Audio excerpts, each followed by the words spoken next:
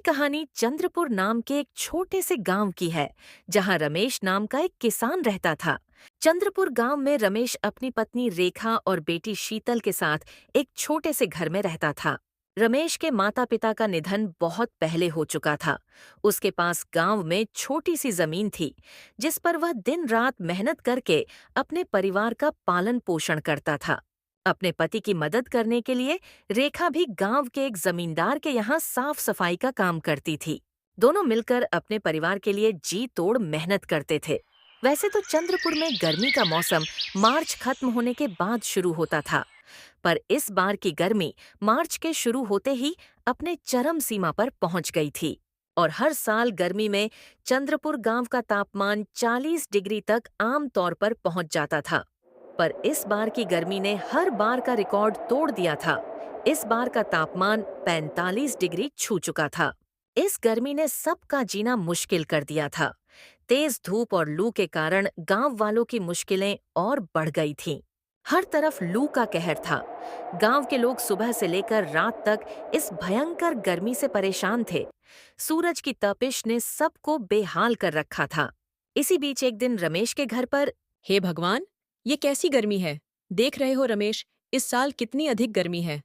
और गर्मी के साथ साथ लूह वाली हवाएं भी चल रही हैं। इतनी तेज धूप में काम करना भी मुश्किल हो गया है। घर से बाहर निकलते ही ऐसा लगता है जैसे जल रहे हों। इतनी गर्मी में तो बाहर कदम रखना भी मुश्किल हो रहा है। न जाने इस साल की गर्मी कैसे कटेगी। सही कह रही हो रेखा। इस बार की गर्मी ने तो बुरी तरह से तोड़ दिया है। सोचता हूं कि हम जैसे गरीब लोग इसे कैसे सहन करेंगे। रमेश और रेखा आपस में बातें कर ही रहे थे कि तभी शीतल अपने पिता से बोली। पापा, मैं भी आज आपके साथ खेत पर जाऊंगी। नहीं शीतल बेटी, बाहर बहुत ज्यादा गर्मी है। तुम अपने माँ के साथ घर पर ही रहो। पर पापा, मुझे भी आपके साथ खेत पर जाना है। मुझे खेत का काम देखना है और आपकी मदद करनी है। माँ से भी बोल दीजिए, प्लीज मुझे अपने साथ ले चलिए। शीतल बेटी, जिद मत करो। बाहर बहुत गर्मी है। अगर तुम बाहर जाओगी तो लूह लग सकती है। और लूह लगने से यदि तुम बीमार हो गई तो फिर तुम्हारे दवाई का खर्चा उठाना हमारे लिए मुश्किल होगा। घर के हालात वैसे ही अच्छे नहीं हैं। इस महीने की मजदूरी भी अभी तक नहीं मिली है। पता नहीं इस हफ्ते का राशन कैसे पूरा होगा। तुम घर पर ही रहो, समझदारी इसी में है। रेखा, क्या घर का राशन खत्म होने वाला है? तुमने पहले मुझे क्यों नहीं बताया कि राशन खत्म होने वाला है? रमेश, क्या बताती। मैं खुद ही सोच रही थी कि इस बार कैसे काम चलेगा। घर में आटा तो बस 2 दिन का बचा है। दाल भी खत्म हो चुकी है। सब्जियां पिछले हफ्ते से नहीं आई। उम्मीद थी कि शायद सेठ जी कल परसों तक पैसे दे देंगे तो शायद कुछ व्यवस्था हो जाएगी। अरे ये तो बहुत बुरा हुआ। अगर कल तक पैसे नहीं मिले तो हम क्या करेंगे? ऐसे में अगर शीतल बीमार पड़ गई तो हालात और भी खराब हो जाएंगे। मैं कल सुबह सेठ जी से जाकर बात करूंगा। रमेश की चिंता बढ़ती जा रही थी।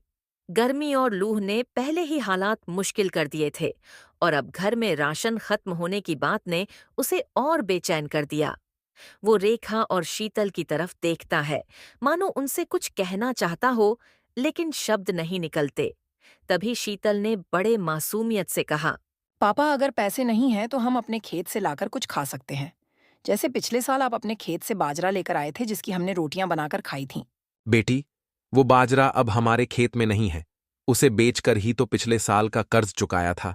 इस बार फसल भी खराब हो रही है और इस भयंकर गर्मी और लूह ने सब कुछ बर्बाद कर दिया है। रमेश, मैं सोच रही थी कि क्या हम मुखिया जी से मदद मांग सकते हैं। उन्होंने पिछले महीने गांव वालों को राशन बांटने का वादा किया था। हाँ, मुखिया जी से बात करनी चाहिए। अगर वो मदद कर दे तो कुछ दिनों का इंतजाम हो जाएगा। पर मुखिया जी की मदद भी हर बार इतनी आसान नहीं होती है। कभी कभी उनकी मदद मिलने में वक्त लग जाता है और कभी कभी वो मना भी कर सकते हैं। फिर भी मुझे एक कोशिश करनी तो होगी। अभी आपस में रमेश और रेखा बात कर ही रहे थे कि तभी तेज गर्म हवा का एक झोंका आया और दरवाजे की साकल हिलने लगी। कमरे में मौजूद सभी लोग लूह की तपिश को महसूस करने लगे। हे भगवान, ये गर्मी तो अब और बढ़ते जा रही है। न जाने आने वाले दिन और कितने भयंकर होंगे। हम सब इस लूह से कैसे बचेंगे। सोचो, अगर गर्मी दिन ब दिन ऐसे और बढ़ती रही तो हम कैसे बचेंगे। हे भगवान, कृपया हमारी मदद करो। इस कठिन समय में हमें साहस और मार्गदर्शन दो।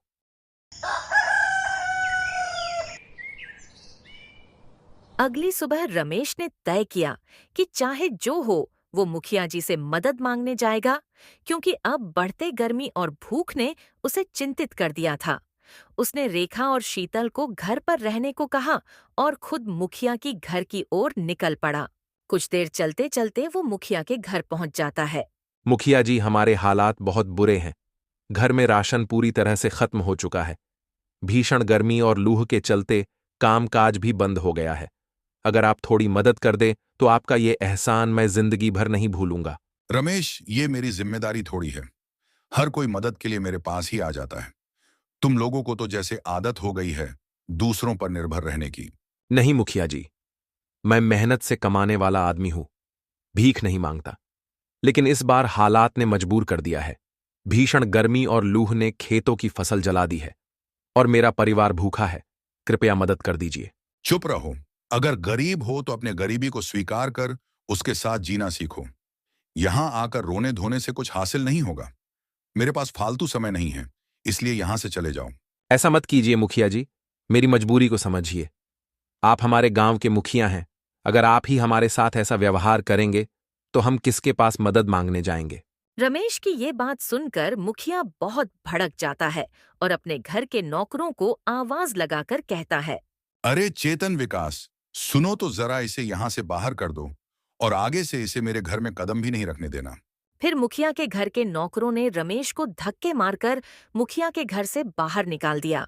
मुखिया के मुंह से खरी खोटी सुनने और धक्के खाने के बाद रमेश भारी मन से अपने घर की ओर चल पड़ा।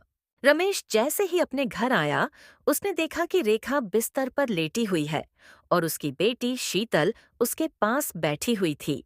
पापा आपके जाने के कुछ देर बाद अचानक माँ चक्कर खाकर गिर गई और उनको बहुत तेज बुखार भी चढ़ गया और तब से वो कुछ बोल नहीं रही है। हे भगवान, ये क्या हो गया? रेखा, कुछ बोलो ना, कुछ तो बोलो। ऐसे चुप मत रहो, तुम्हें कुछ नहीं होगा। रमेश, अब मुझसे सहन नहीं हो रहा। ये भीषण गर्मी और भूख ने मेरी सारी ताकत छीन ली है। मुझे माफ करना, मैं अब तुम्हारा और शीतल का साथ देने में असमर्थ हूँ। रेखा की ऐसी बातें सुनकर रमेश की आंखों से आंसू बहने लगे। उसने रेखा की तरफ देखा और रोते हुए कहा। रेखा, ऐसा मत बोलो, तुम्हें कुछ नहीं होगा। तुम हमें छोड़कर नहीं जा सकती। मैं कुछ भी कर सकता हूं तुम्हें ठीक करने के लिए। भगवान पर भरोसा रखो, सब ठीक हो जाएगा। रमेश, हमारे पास अब कुछ भी नहीं बचा। ये झुलसा देने वाली गर्मी और भूख ने मुझे पूरी तरह से तोड़ दिया है। अब मेरी बस एक ही इच्छा है जो तुम्हें पूरी करनी है। मेरे जाने के बाद शीतल का अच्छे से ख्याल रखना, उसे मेरी कमी कभी महसूस नहीं होने देना। रेखा की ऐसी हालत रमेश से देखी नहीं गई। वो बहुत घबरा गया था, इसलिए वो फौरन अपने घर के बाहर आ गया और बाहर आकर वो अपने पड़ोसियों को आवाज लगाने लगा। लेकिन ऐसी भीषण गर्मी और चिलचिलाती धूप के चलते कोई भी उसकी सहायता के लिए नहीं आया। रमेश, अब मेरी चिंता मत करो। जितना कर सको शीतल के लिए करो। शीतल को कभी मेरी कमी महसूस मत होने देना और उसे कभी भूखा मत सोने देना। इतना कहकर रेखा की सांसें थम गई। वो इस दुनिया को हमेशा के लिए छोड़कर चली गई। रेखा, ऐसा मत कहो। तुम मुझे छोड़कर नहीं जा सकती। हमारे पास तुम्हारे अलावा कुछ नहीं है। तुम्हारे बिना तो ये घर भी सूना हो जाएगा। तुमने हमेशा मेरा साथ दिया, अब तुम मुझे अकेले छोड़कर नहीं जा सकती हो। ये कहकर रमेश फूट फूट कर रोने लगा। उसके आंखों से आंसू रुकने का नाम नहीं ले रहे थे। वो महसूस कर रहा था कि उसकी पूरी दुनिया खत्म हो चुकी है। माँ, तुम उठो ना। देखो मैं कितना रो रही हूँ। प्लीज माँ उठो ना। पापा माँ हमें छोड़कर क्यों चली गई? क्या हमने कोई गलती की है? नहीं बेटी, हमने कोई गलती नहीं की है। ये सब तो नियति का फैसला है। शायद हमने पहले कोई गलती की होगी जिसके बदले अब हमें इसका फल भुगतना पड़ रहा है।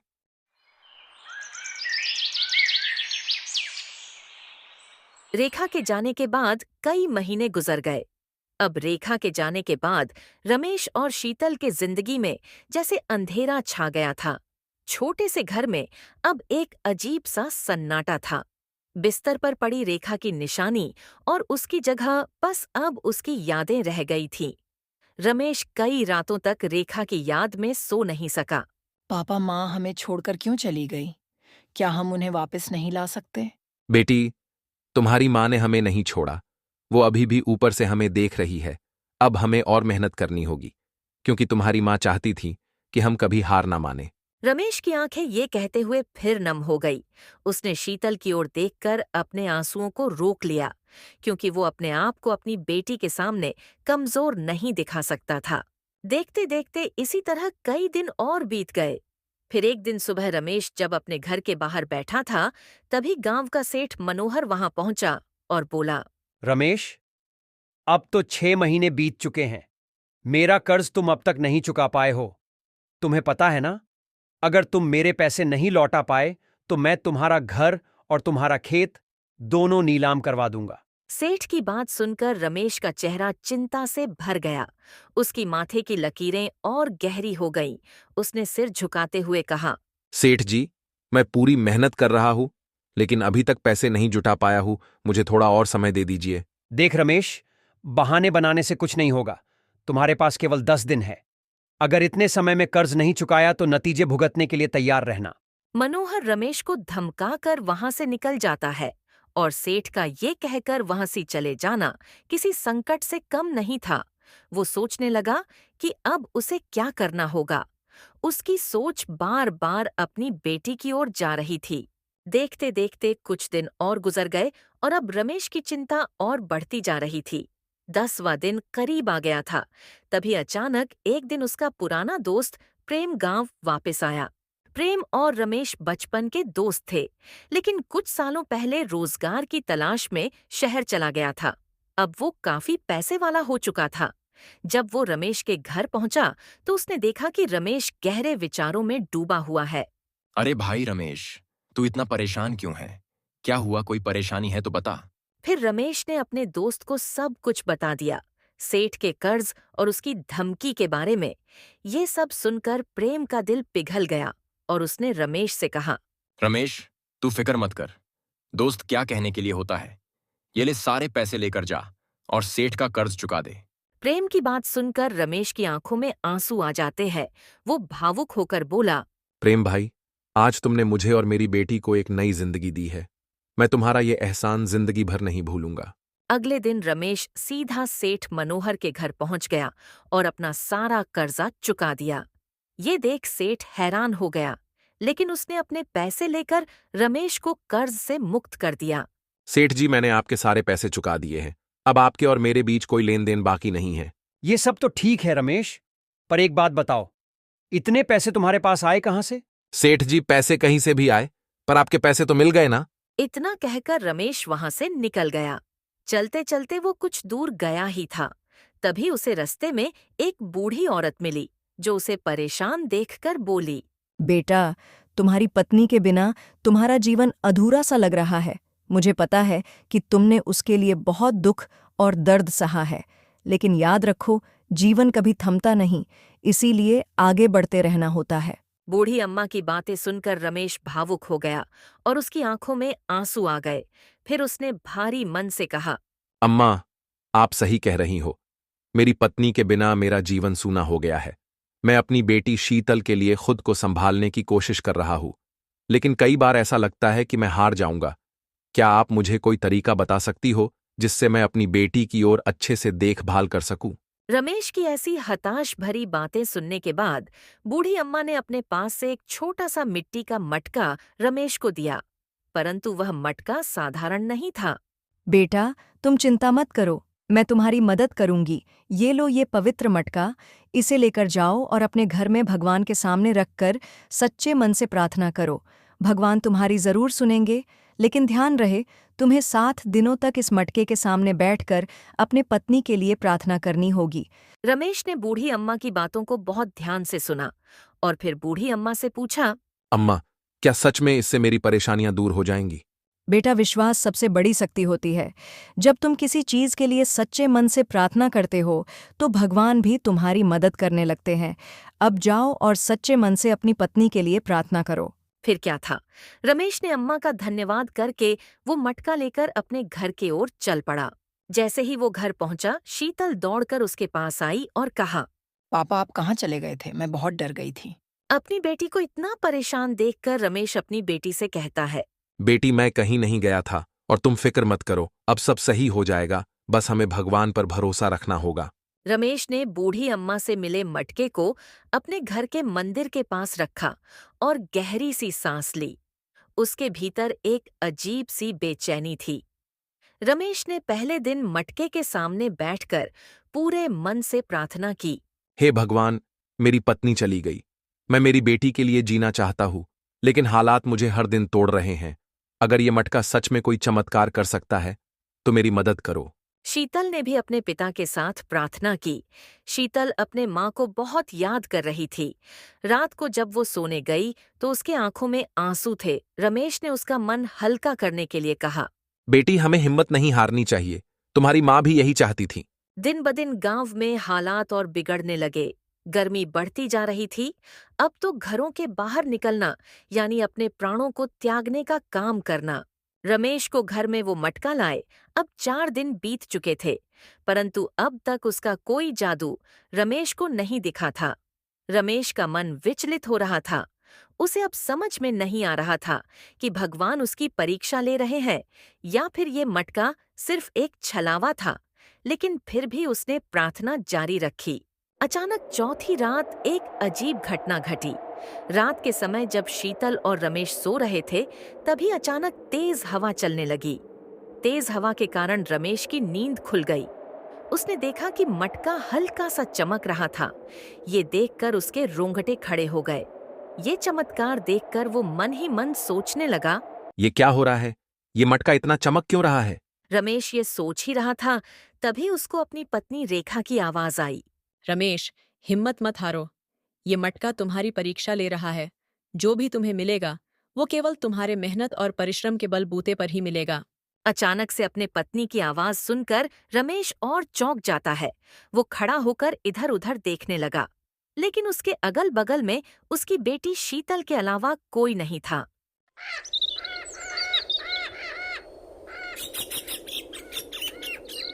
घर पर राशन की कमी हो चुकी थी और रमेश की फसल भी पूरी तरह से खराब हो चुकी थी।